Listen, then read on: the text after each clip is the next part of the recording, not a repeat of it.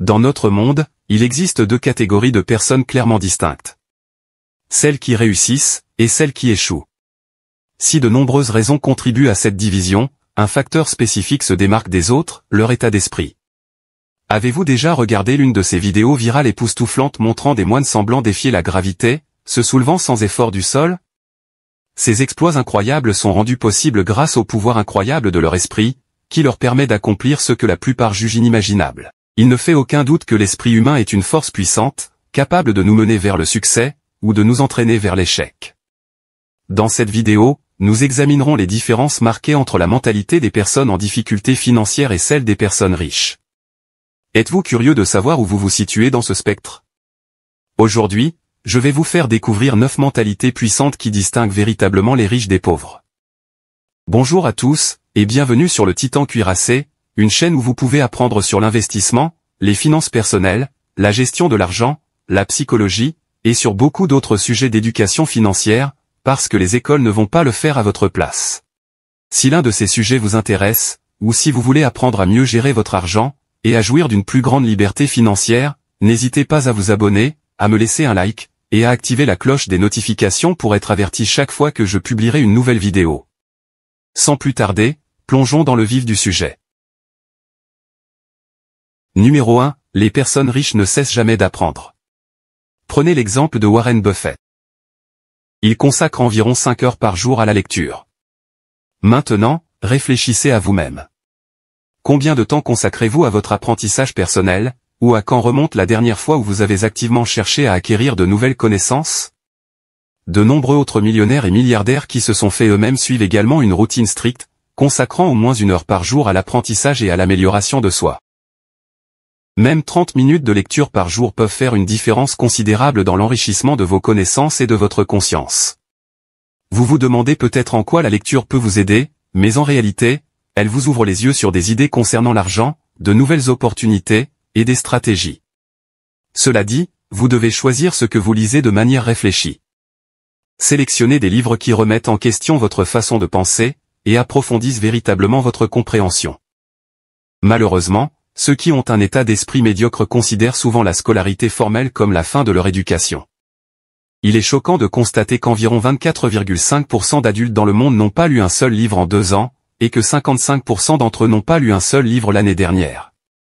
Ce manque d'apprentissage continu empêche les gens de progresser, et les empêche d'atteindre leur plein potentiel. Numéro 2. Les personnes pauvres échangent leur temps contre de l'argent. Vous avez probablement déjà entendu cela, mais clarifions davantage ce point. Les personnes riches comprennent que le fait de dépendre uniquement de l'échange de temps contre un revenu, que ce soit sous forme de salaire horaire ou de salaire fixe, ne permet pas de créer une véritable richesse. Chaque personne dispose des mêmes 24 heures par jour, ce qui limite naturellement le montant qu'elle peut gagner pendant cette période. Peu importe vos efforts, vos revenus atteignent un plafond, et votre salaire horaire reste limité à une fourchette déterminée. Les personnes riches comprennent l'intérêt de réaliser des investissements intelligents qui leur permettent de gagner de l'argent grâce à des systèmes ou aux efforts d'autres personnes, en générant des revenus passifs, ou par le biais d'entreprises.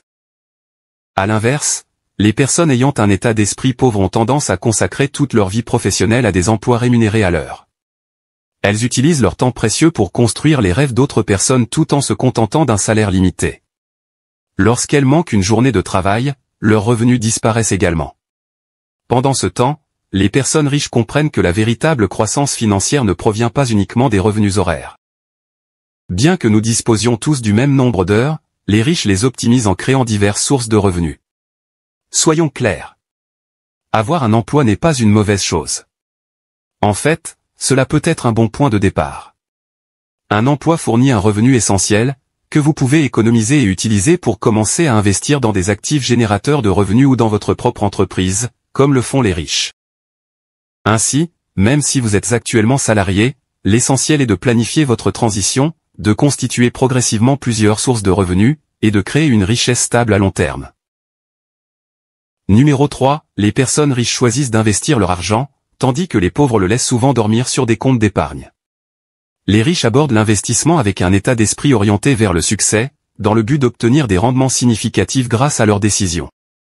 Ils n'ont pas peur du risque, mais prennent plutôt des risques calculés lorsqu'ils gèrent leurs finances. En période de baisse des marchés financiers, les riches repèrent le potentiel et en tirent parti en achetant davantage d'actions, tandis que beaucoup d'autres réagissent avec crainte, et perdent de l'argent dans le processus. À l'inverse, ceux qui ont un mauvais état d'esprit financier fuient tout risque. Ils préfèrent généralement placer leur argent sur des comptes d'épargne, s'accrochant à l'idée de le garder en sécurité, même si les rendements sont négligeables. Ce que beaucoup ne réalisent pas, c'est que la plupart des banques offrent des taux d'intérêt qui ne correspondent même pas à l'inflation. Par exemple, si un compte d'épargne classique offre un rendement de 2%, mais que le taux d'inflation annuel est de 3%, votre argent perd silencieusement de sa valeur. Pour mettre cela en perspective, imaginez quelqu'un qui épargne 100 000 $ dans une banque à un taux de 2%. Cette personne gagne 2 000 $ par an. Mais avec une inflation de 3%, elle perd en réalité 1 000 $ par an, ce qui érode la valeur réelle de son épargne au fil du temps. Numéro 4, les personnes riches prennent leur temps avant de prendre des décisions. Les personnes qui réussissent pèsent soigneusement le pour et le contre, et s'appuient sur la raison et des informations fiables pour guider leurs choix. Elles tiennent également compte des répercussions de leurs actions en se posant des questions telles que: si je prends la décision A, que pourrait-il se passer ensuite? Ce type de réflexion les aide à gérer plus efficacement les risques, et contribue à une croissance financière plus intelligente. À l'inverse, les personnes qui ont un état d'esprit médiocre agissent souvent de manière impulsive. Elles ont tendance à faire des choix sans réfléchir de manière approfondie aux conséquences. Par exemple, elles peuvent investir de l'argent dans une entreprise simplement parce qu'un ami ou un parent le leur recommande, sans faire de recherche ni de vérification préalable. Ce type de comportement financier impulsif peut être dangereux, et les entraîner dans des difficultés financières. Numéro 5, les personnes riches comprennent que la constitution d'un patrimoine n'est pas un parcours facile. Elles sont pleinement conscientes que le succès est semé d'embûches et de revers. Pourtant, elles ne laissent pas ces obstacles les paralyser. Au contraire, elles se concentrent sur la résolution des problèmes, et la recherche de la meilleure voie à suivre. Elles ne s'attardent pas sur les plaintes, et ne passent pas leur temps à blâmer le système. Elles agissent et surmontent les difficultés. En revanche, ceux qui ont un état d'esprit négatif abandonnent souvent rapidement. Ils trouvent des excuses, et lorsque les choses se compliquent, ils reculent au lieu d'aller de l'avant. Ces personnes laissent souvent les problèmes anéantir leur motivation, et ont du mal à se ressaisir et à aller de l'avant. De plus, elles ont tendance à s'entourer de personnes qui ne leur offrent ni encouragement ni conseils utiles, des personnes qui entravent leur développement au lieu de le soutenir. Ce comportement est connu sous le nom de mentalité du crabe, où, comme les crabes dans un seau, les individus se tirent vers le bas plutôt que de s'entraider pour s'élever. Numéro 6, les personnes riches refusent de se contenter de leur sort et ne restent jamais confinées dans leur zone de confort. Celles qui ont un état d'esprit tourné vers l'avenir regardent toujours vers l'avant, motivées par le désir de grandir et d'atteindre le niveau supérieur dans la vie. Elles ne considèrent pas les défis comme des menaces, mais comme des tremplins pour progresser et s'épanouir personnellement. Même lorsqu'elles sont confrontées à la peur, elles affrontent les problèmes de front, en les abordant avec audace et résilience. À l'inverse, les personnes qui ont un état d'esprit pauvre s'accrochent souvent fermement à leur zone de confort. Elles évitent les défis et battent généralement en retraite lorsqu'elles sont confrontées à des situations nouvelles ou inconfortables. Elles n'ont pas la motivation nécessaire pour sortir de leur routine familière, et prennent rarement des mesures pour améliorer leur situation. Lorsqu'elles sont confrontées à une opportunité qui exige un changement par rapport à ce dont elles ont l'habitude, elles hésitent souvent et s'en détournent. La plupart des personnes en situation de pauvreté restent dans des emplois peu rémunérés, préférant la familiarité à l'exploration d'autres sources de revenus qui pourraient leur permettre de progresser financièrement. Numéro 7, les riches pensent toujours à l'avenir et gardent les yeux rivés sur leurs objectifs à long terme. Ils considèrent le succès comme un processus qui se déroule sur plusieurs années, et non sur quelques jours, et sont prêts à travailler sans relâche pour atteindre la stabilité financière et créer de la richesse. Au lieu de rechercher des résultats rapides, ils s'engagent à construire des bases solides pour l'avenir. Pendant les périodes de ralentissement économique, ce sont souvent eux qui investissent dans des actions, ou achètent des biens immobiliers lorsque les prix chutent de manière spectaculaire. Ils comprennent le principe de la capitalisation, et savent comment créer des portefeuilles diversifiés et fiables qui rapportent au fil du temps. De plus, les riches font preuve de discipline en matière de gestion financière. Même s'ils ne font pas de folie aujourd'hui, ils savent que leurs sacrifices actuels leur permettront d'atteindre l'abondance financière dans quelques années. À l'inverse, les personnes qui ont une mauvaise mentalité financière se concentrent davantage sur le présent que sur le long terme.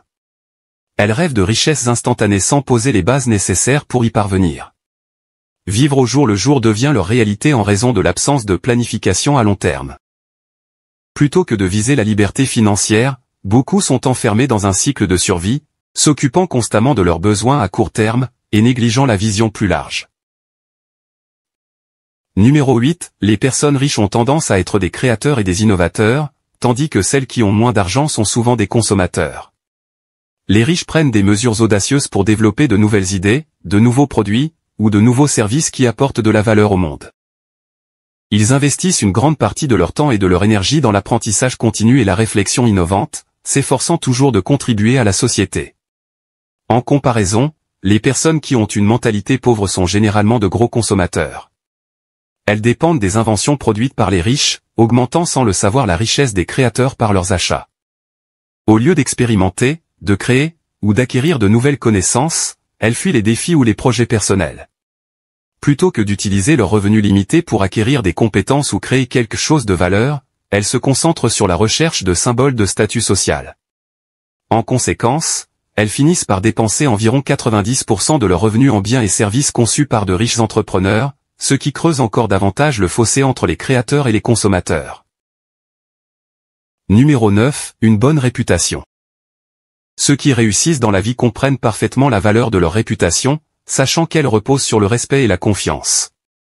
Ils sont conscients que les traits de caractère et les comportements qui leur ont permis d'acquérir une solide réputation peuvent également leur faire perdre celle-ci rapidement. À l'inverse, les personnes ayant un état d'esprit négatif se livrent souvent à des actions douteuses, recherchant des moyens rapides de gagner de l'argent, même au détriment de leur image. Pour dépasser cette mentalité, il est essentiel de prendre la voie de la noblesse, et de réfléchir attentivement aux conséquences de chaque décision. Bâtir une excellente réputation exige des efforts et un dévouement constant, tandis qu'il suffit d'un instant pour la ruiner. C'est pourquoi il est essentiel de toujours chercher à faire les bons choix, même lorsque des raccourcis ou des offres tentantes se présentent en cours de route. En conservant une éthique solide et en s'en tenant à des décisions judicieuses, chacun peut protéger et améliorer sa réputation personnelle et professionnelle au fil du temps. Voilà pour la vidéo d'aujourd'hui. J'espère que vous l'avez appréciée et qu'elle vous a apporté quelque chose. Si c'est le cas, n'hésitez pas à vous abonner, à me laisser un like, et à activer la cloche des notifications pour être averti chaque fois que je publierai une nouvelle vidéo, car j'en ai beaucoup d'autres de ce genre à venir prochainement, ainsi que des résumés de livres, et d'autres choses amusantes. Merci d'avoir regardé, et passez une bonne journée.